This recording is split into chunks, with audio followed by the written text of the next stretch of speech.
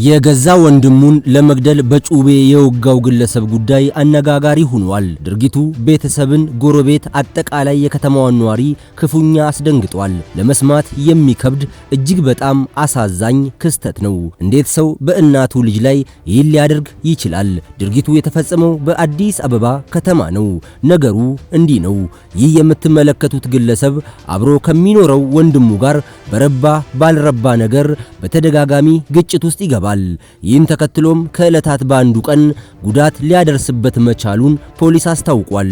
ግለሰቡ አስቦና አቅዶ የገዛ ወንድሙን 3 የሰውነት ክፍሉ ላይ በጩቤ ሊወጋው መቻሉ ታውቋል። አትሙች የተባለች ነፍስም ከዚህ ሁሉ ጥቃት በኋላ በተአምር መትረፍ ችላለች። ለመሆኑ የጸባቸው መንስኤ ምን ይሆን? የፖሊስ የምርመራ ስራና የፍርድ ቤት ውሳኔስ ምን ይመስላል የሚለውን በዘገባችን አካተናል። ሙሉ መረጃውን እነሆ ተከታተሉ።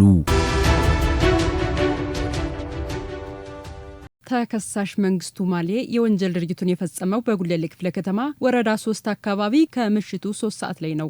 የጉለሌ ክፍለ ከተማ ፖሊስ መምሪያ የፍርድ ቤት ትዕዛዝ አፈጻጸም ኃላፊ ኢንስፔክተር መስፍን ኃይለ ሚካኤል ተከሳሹ ከቤተሰቦቹ ጋር አብሮ በአንድ ግቢ ውስጥ እንደሚኖር ገልጸው ከወንድሙ ጋር በተፈጠረ ጸብ ከ3 ቦታ ላይ በጩቤ ሊወገው እንደቻለ ገልጸዋል። ኃላፊው አክለውም ፖሊስ ከግል ተበዳይ የደረሰውን አቤቱታ መነሻ በማድረግ ግለሰቡን በቁጥጥር ስር አውሎ አስፈላጊውን ምርመራ በማድረግ ክስ እንደተመሰረተበት ተናግረዋል። ቀደም ሲል ተከሳሹ ቤት ውስጥ ሁልጊዜም ጸብ ስለሚፈጥር መጠጥ ጠጥቶ በገባ ሰዓት ላይ ያው በስካር መንፈስም ይሁን በሌላ ከቤተሰቦቹ ጋር ግጭት ይፈጥራል።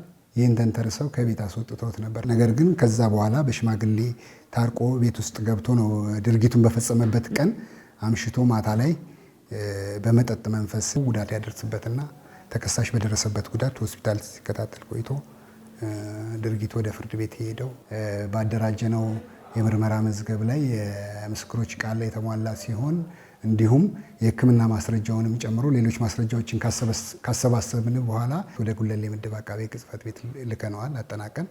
ከዛ በኋላ ክስ የተመሰረተበት ሂደት ነው ያለው። ተከሳሽ መንግስቱ ማሌ በፌዴራል ከፍተኛ ፍርድ ቤት ልደታ ምድብ አንደኛ ግድያና ከፍተኛ ውንብድና የወንጀል ችሎት ቀርቦ ጉዳዩ እየታየ ባለበት ሁኔታ ውጭ ሆኖ እንዲከራከር የዋስትና መብቱ የተከበረለት ቢሆንም የተሰጠውን የዋስትና መብት ተጠቅሞ ሊሰወር መቻሉን ኃላፊው ገልጸዋል። የዋስ መብቱ ከተጠበቀ በኋላ በውጭ እየተከታተለ ያለ ነው። ምስክሮች ተሰምተው ማስረጃ ከቀረበ በኋላ ነው ተከሳሹ ሆን ብሎ የቀረው ማለት ነው። በሌለበት ውሳኔ የተወሰነው በዛ ምክንያት ነው። ተከሳሽ እንግዲህ በሌለበት 12 ዓመት ጽኑ እስራት ነው ቅጣት ነው ውሳኔ የተሰጠበት ፍርድ ቤቱ።